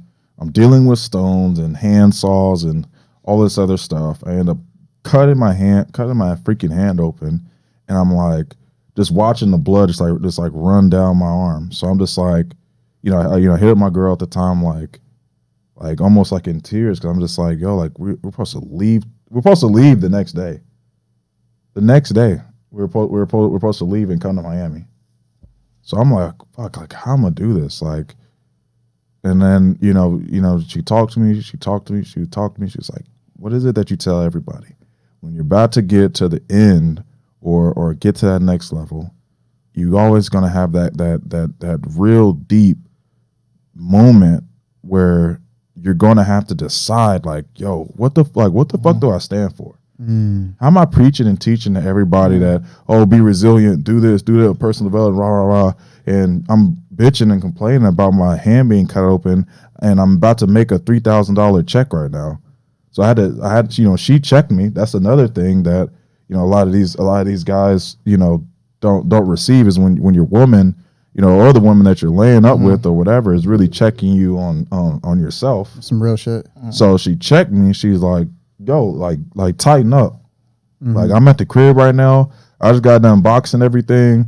My job is already quit. We've already signed the lease. We've already put down a deposit. There's no turning back. We're here. Committed. So if you gotta glue it together, whatever, I don't care. But you need to get this done. That's what's up. And that moment right there is why I'm here. That's why I'm here in Miami. I pushed through that, finished the job. And I did it, I did the damn thing, bro. So That's a poetic story. yeah, bro. I don't really talk about it too much because it's just like, I think sometimes like people be thinking like I'm telling stories just to make myself sound cool and shit. Man, you know what I'm saying? Come on. No, for real, because that was my old environment. So even now I'm growing. Still, the growing process never stops. I'm growing right now. Because when I used to tell stories and people would like get envious of me and all shit, so I just like, fuck it. Like I'll just, I know what I've been through. Yeah. You know what I'm saying? But yeah, bro, like I said, like we've talked. I've been through some shit and I'm gonna tell you some real shit. I'm gonna tell you how to get some fucking bread. If y'all have not listened, like I literally just gave you a way to make your first 7 figures and you just gotta just not be afraid of getting your hands dirty. Don't be soft. That's it. Just go to work. That's it. That's all you got to do. But don't be stupid about it. Yeah. Yeah. I mean, I don't even think anything needs to fall behind that. Yeah. Just don't be stupid about it. For real. They'll be trying to err, but like obviously like for me, like how I got started, honestly, what opened my eyes to a lot was sales. So I started working sales for a SaaS company, and that right away. How did you land that job? Like what Oh, dude. So I feel like in every little thing you kind of have like a finesse. You gotta learn. It's not even say finesse because it's not even like It's like cunning. No, it's really because even as like a marketer, like you gotta finesse ads. Like you have to do something to change the perspective of this ad copy that makes someone distracted when they're looking at a bunch of other shit, ass and all this other stuff they're looking at. You gotta make them really like to stand out. So my resume, I dropped out of college, but this job was for people that obviously like, this was a high-end SaaS company I was working for in San Diego. And I would add like every other type of thing that I've done. I worked at Pizza Hut. I was a dishwasher at my sister's college. I made it seem like I was like the manager, cleaning like person that I made everything beefed up to make it look very professional. And even when I was doing those jobs, I was working my ass off. Like I was first one there, last one, like, leaving and asking for more work. I was trying to get as much hours as I can because I know I was, paying the whole buying time. And I would just, that interview, that job I got really easily because they seen like all the jobs I had and they were like, I just made everything sales manager this. Like I was just a regular sales rep. I was making it seem like I was just managing this sales team, doing this one. Till I was really managing a sales team, Yeah. And got that job like that. But that opened up the door to like the tech marketing space for me. Company's called Hammer. And so they were obviously like they were a platform and they were doing SMS back in like 2014. Like that was early. They were really early, but it was only their niche was car dealerships. And that's when I started seeing everything. Because I wanted to get close to the CEO. And I saw he was only close to the marketing team. That's who was in the board meetings with him. And the sales guys obviously were pumping in revenue for the company. This wasn't it was a different treatment. Yeah. Yeah, of course. And so when I seen that, I was like, all right, I need to learn this marketing stuff. And like, I saw that he had like a marketing director girl, and like she was like some girl that went to San Diego State, and I could tell she's got the job because of connections and stuff like that. And I was like, I'm like, what is she really doing? Like, she doesn't really seem like she's doing much. Like, I don't think she's like thinking anything more besides probably what he did. And this guy was he was brilliant. He was smart as hell. Name's John. He went to Stanford. And so I was already looking at him like, oh, you went to Stanford? Like, you're probably friends with Mark Zuckerberg and all them. Cause like he was like up there and he knew, like, he knows, like, that was like his circle. This is just one of his companies that was doing like 9 figures. Like, and he just lived in La Jolla and was just balling. And so I just looked at him like, all right, I got to figure out this like marketing stuff and see where this could go. Cause obviously this was my first time I even knew what a CRM was. We're using a CRM called HubSpot at the time. And I'm like looking at all these leads and I'm looking at all the data on here. I'm like really new to this shit. Like, don't know much of anything out. Okay, you know, most people get a job when you're like younger, they give you a pipeline to call, right? So like some people don't really question like where this pipeline's coming from. I started questioning everything. Like, I'm like, where the fuck are they getting all these car dealerships phone numbers, and how are they getting the owners' phone numbers and emails? Like, how are they getting this? Where are they driving this? I was like, okay, this is data. Are they buying this data? How are we getting it? I started asking all type of questions. So it just opened up I went through a rabbit hole. So that first time, and like the girl that I was dating at the time, like she was seeing me like just study like all this shit, like all at night.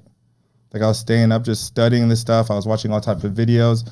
One thing would turn to another thing. And so I started just learning like the ins and outs of how this thing works and what it is. And I just realized that there was so much power in that. It's like always gonna be a business. So now I always picture like every single thing. Now like I see it like, okay, this is that. Like as soon as like you even brought up, Jay, when you brought up like the hedge fund stuff, I won't go into too much detail on it, but like I'm already like, yeah.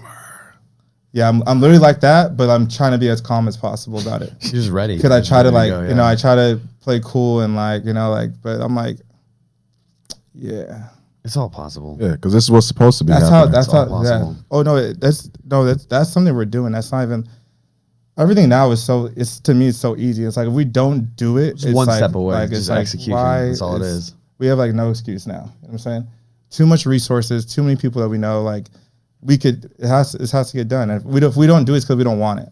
Yeah, you know, I think what's really important is, you know, as you grow. I mean, even in the beginning too, for everybody listening, you know, I always went about things. I'm just a lazy person. Like, I'm gonna be real with you. Like, you know, you guys are just grinding, like, just tearing it up real early. Like, I fell into things a little differently than that. Like, Yeah. you know, I was just always trying to figure out how I could make the most amount of money, do the least amount of work. Always. No, that's like I love as it. a young kid. Like, Yeah. you know, so, you know, with that being said, I think just like looking through that lens with everything that you do, not to say that you shouldn't work hard. Okay. Cause like, Yeah. you need to work hard. Like, you got to be focused. You got to put the time in, but you know, obviously don't be stupid about it. Right. Cause I mean, the people, Be smart.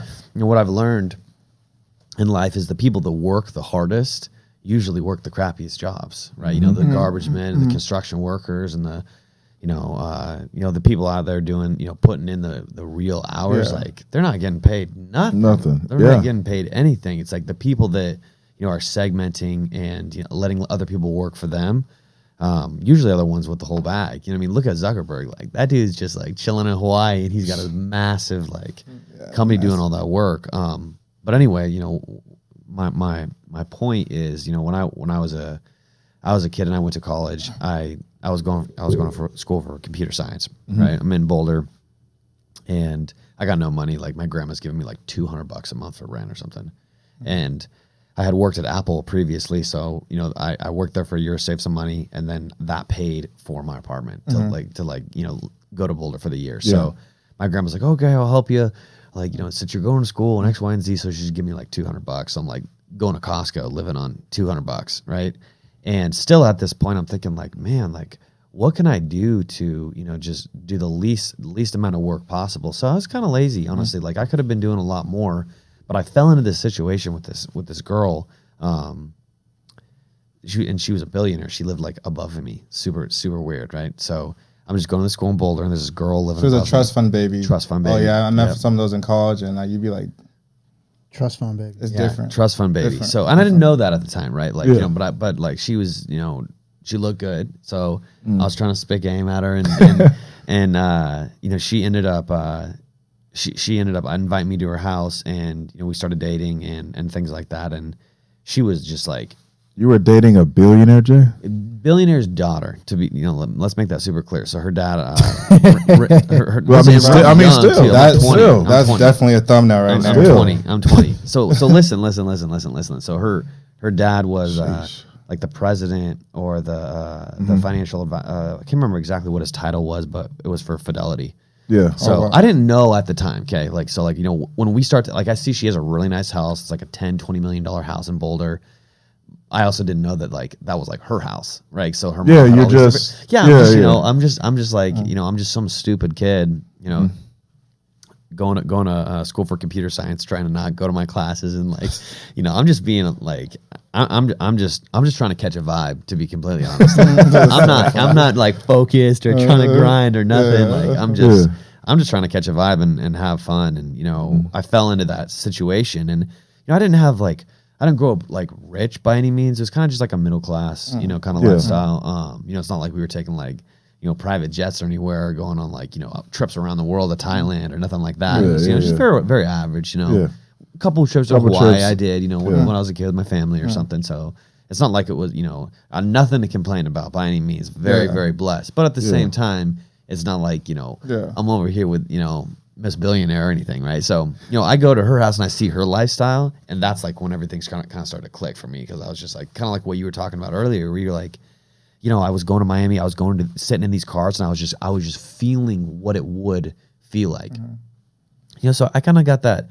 That wasn't my intention or my my goal to like, you're just being yourself. I was just being me, I was just like I said, and I think you guys have kind of got this. That's what I'm here to do. I'm here to just catch a vibe. That's like that's the most important thing for me. Like, no matter where I go or what I do, that's what I'm trying to do. Like, that's so I'm staying with her, and she starts buying me all my stuff in my apartment. She like, because I didn't have nothing. Like, I'm going to friggin' like Ross and like trying to get like couches. Yeah, trying to put together. Look sick, and it's just disgusting. Like, I mean, you go into my apartment, you'd be like, all right, this dude is not sick, clearly. So she she gives me like bed sheets and rugs and furnishes my place, and I was music producing at this time, so she got me a bunch of music equipment and like.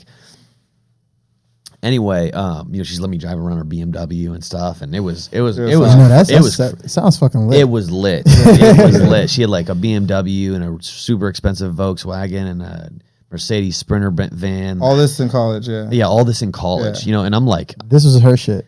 Yeah, this is all her stuff. I don't have any. I have nothing at this point. Like, I'm like eating nachos every night. Like, I got $200 from my grandma, and like I don't got a job because I'm going to school full time. So she's coming over and we're shopping at Whole Foods, and she's dropping like $1,000 at Whole Foods. Yeah, and I'm seeing all this, right? Because like my family, again, not to throw shade or anything, but like they weren't out of control.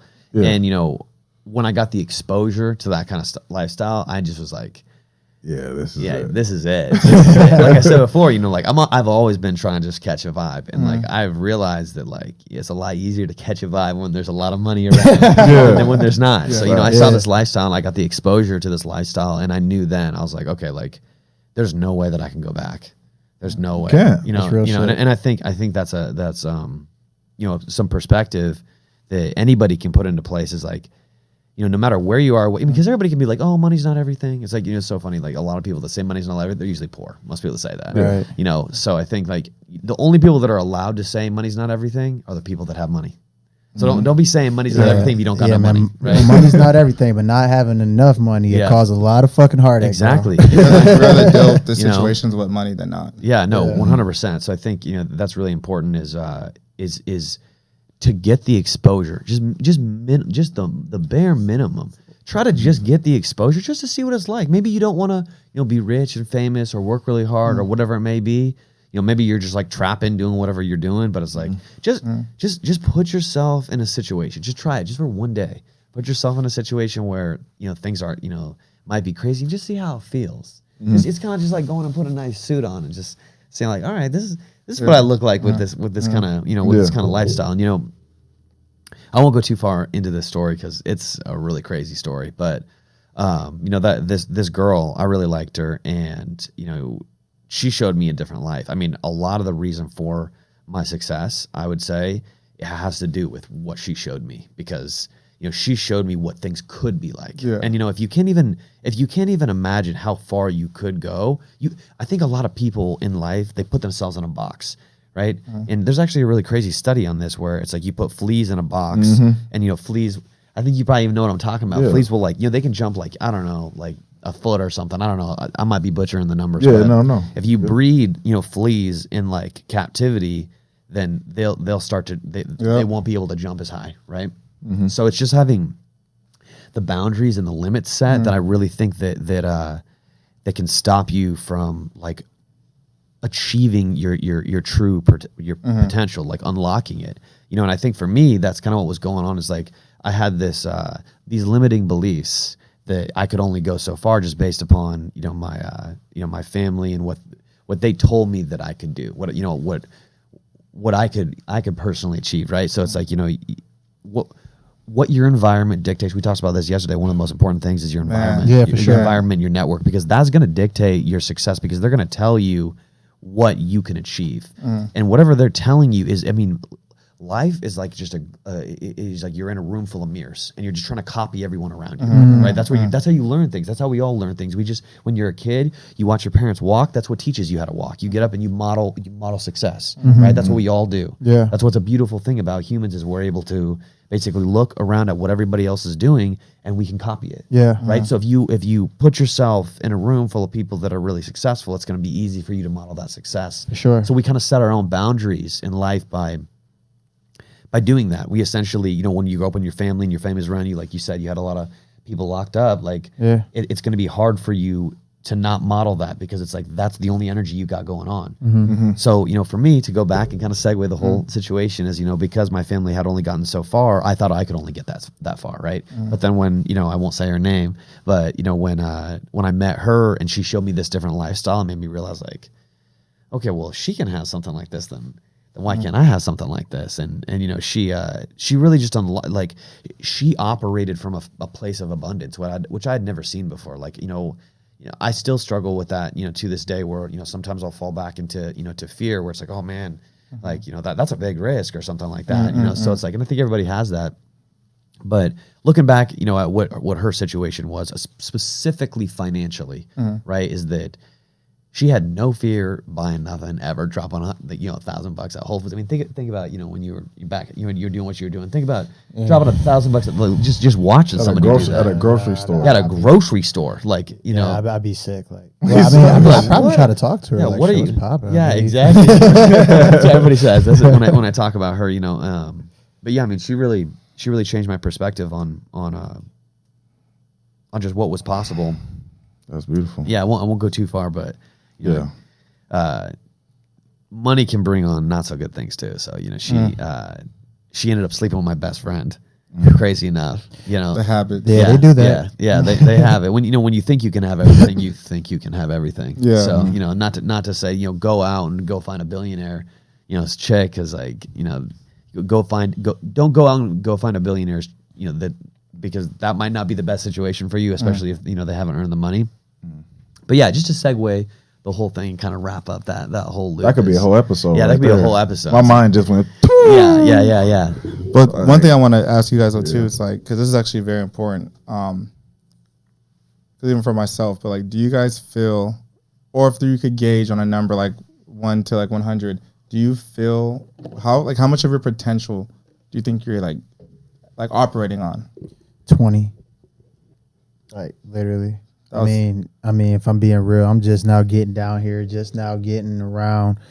I'm just now getting in a better environment. You feel me? So, I mean, this shit take time. I understand that. So, I mean, I say like 73%. Yeah.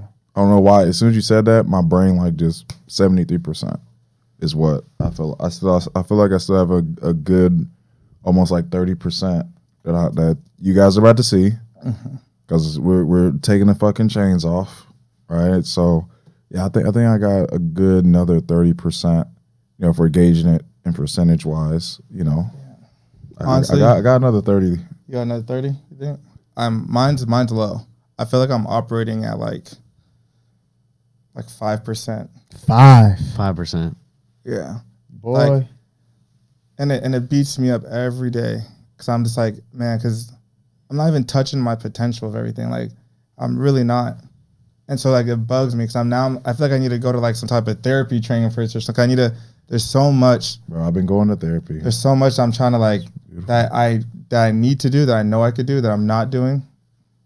I think that's a great point. But I think we should kind of extrapolate that a little bit and talk about specifically like when you're operating, because I think within the agency or whatever the main focus is, whatever the the main thing you're doing is, you're probably operating at a much higher percent in that particular key area, right? So like what you could be doing for that particular thing, you're probably operating. I mean, I doubt for your agency specifically, let's say, just like, there's a couple different buckets, right? For like how your agency is performing or, the amount of clients you're getting.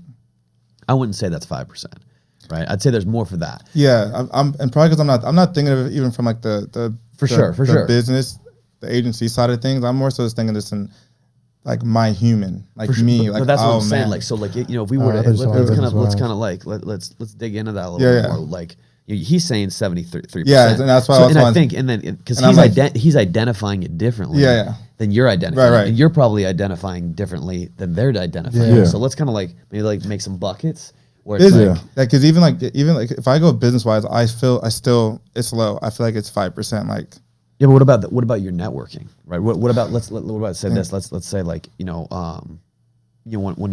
I met you and just how you operated when you met me, how you operated when you met Cedric, like how do you like at what percentage do you think you're operating? I think I know exactly what you're saying. I know what you're saying. I think what it is, bro, is like we all like, this is what I love about our relationship that we have going on is we see each other as rock stars. So when you said 5%, I had to he beat me to it, but immediately I'm like, fuck out of here. Right, 5%. I was thinking the same shit. You know what I'm saying? But inside of you, you're the one that has the dreams that we never see when you go to sleep. Well, you know? I'm dead serious because I struggle with like, I have like my own insecurities. I'm like super hard on myself. Like, and I think that's what keeps me so humble. Like, I'm so hard on myself, like for real. I think I got body dysmorphia, so I always think that I'm like fat or something. I always he's like the most jacked no, dude, like guaranteed. Ask any girl I ever dated, like I'd be like, fuck, I'm fat. Like puts up 3 plates. I can't even reps it like 15 times. I just be feeling like, and the thing is like don't want to get like twist. Like I have like full confidence in myself as well. Yeah. I'm also like, nah. Let's unpack it then. Yeah, let's unpack it. That's something I don't get to really do. Yeah. I don't really get to have those type of conversations. I don't get to really, it's. So what specifically, right? I guess that's my question. Is like when you're saying you're operating at 5% of what? Like when you're saying I like because obviously with like the people that the network that you're building, the opportunities that you're providing, I would say that's definitely more than 5%. That like I'm sure that there could be higher level people that are in that place, but I think the positioning. We're about wrapping up. So we'll have to come back. We'll have to come back to it. To continue on with that, it's like, I mean, I think because I'm thinking like 20 years of what these relationships will be, what these meetings are going to be. That's why I think I'm living there in my head, and I'm like watching myself in that journey of creating. Like I'm almost watching my own like documentary, but I'm starting it from the beginning, but I'm like also know what the end's gonna be like, and so that's what kind of makes me feel like it's a crazy feeling. But I feel this shit like all the time, every day. I think about it. It's all every day I look up, I'm looking around, look at my phone, I see like who's like reaching out, see what's going on, seeing numbers, seeing all types of shit. And I'm just constantly thinking like I feel like I'm in simulation. So effort or you're saying operating, right? That's the particular, like we're defining it as operating at 5%. So,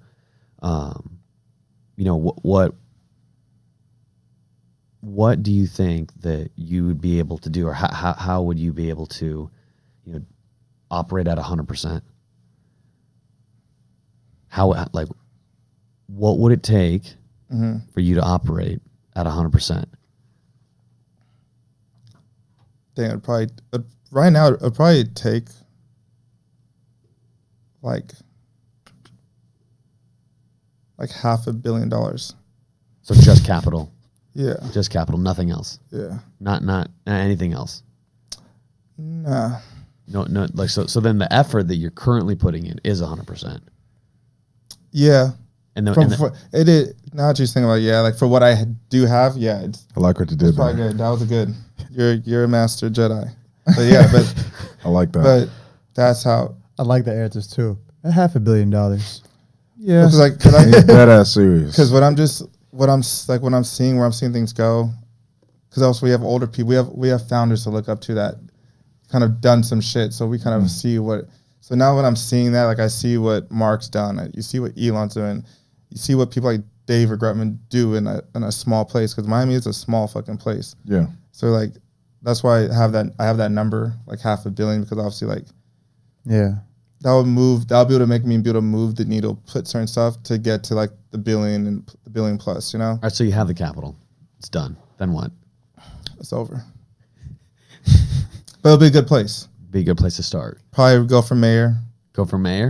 like just because, Yeah, fuck it. just for the just for the political type thing. You know?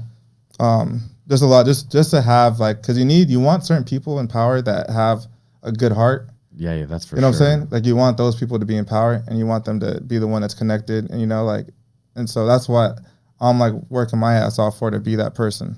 You know what I'm saying? I'm trying to think of like a dope person like that. Like the only person I could think of is like LeBron. Like someone I feel like it's like a genuine dope person. It's like a billionaire. Like the rest, I don't really think they're like that.